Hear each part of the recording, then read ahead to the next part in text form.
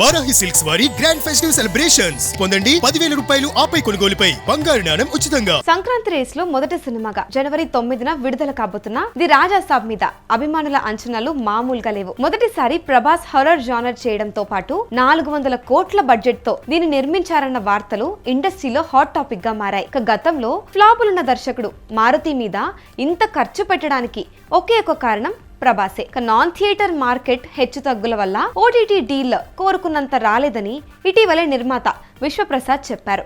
అయితే దానికి వివరణ ఇస్తూ ఇండస్ట్రీలో ఇప్పటికే బెస్ట్ రేట్ రాజాసాబ్కే వచ్చిందని, కానీ తాము ఎక్కువ ఆశించామని, అయినా సరే రికార్డులు ఖాయమని చెప్పారు.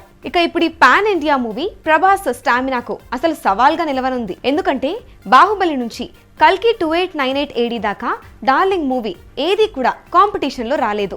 తను ఉన్నాడంటే పోటీలో ఉన్న వాళ్ళు తప్పుకొని దారిచ్చేవాళ్ళు. మహేష్ బాబు అంతటి స్టారే తన శ్రీమంతుడుని బాహుబలి కోసం పోస్ట్ పోన్ చేసుకోవడం అప్పట్లో ఇండస్ట్రీ హాట్ టాపిక్. కానీ ఇప్పుడు సిచ్యువేషన్ అలా లేదు. విపరీతమైన పోటీ రాజాసాబ్ని కవ్విస్తోంది. మన రాష్ట్రంలోనే కాదు, తమిళనాడు, కేరళలో కూడా ఈసారి వ్యవహారం ఆషామాషిగా ఉండదు. విజయ్ చివరి సినిమాగా జననాయకుడు వల్ల ఓపెనింగ్స్, కలెక్షన్లు ప్రభావితం చెందే అవకాశాన్ని కొట్టిపారేయలేం.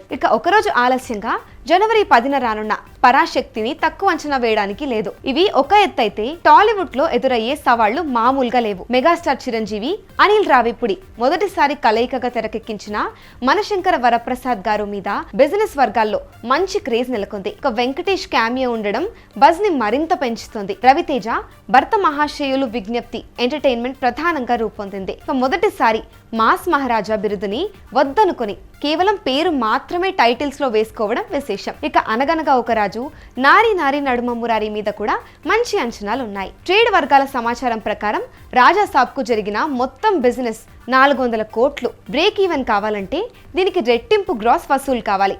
ప్రభాస్ సోలోగా వచ్చి హిట్ కొట్టి తెచ్చుకుంటే ఈ మొత్తం ఈజీగా రికవర్ అయ్యేది. కానీ ఇప్పుడు మరో 1/2 సినిమాల్లో కలెక్షన్లను పంచుకోవాలి. ఓవర్సీస్ లోనూ కోత పడుతుంది. ఒకవేళ వీటిని తట్టుకొని బ్లాక్ బస్టర్ సాధించి లాభాలు అందుకుంటే Prabhas real Indian superstar అనిపించుకోవడంలో ఎలాంటి డౌట్ అక్కర్లేదు. 27న జరగబోయే ప్రీ రిలీజ్ ఈవెంట్ కు మెగాస్టార్ ని గెస్ట్ గా తెచ్చుకునే ప్రయత్నాలు జరుగుతున్నాయి. మరో కొత్త ట్రైలర్ ని ఈ సందర్భంగా లాంచ్ చేస్తారట.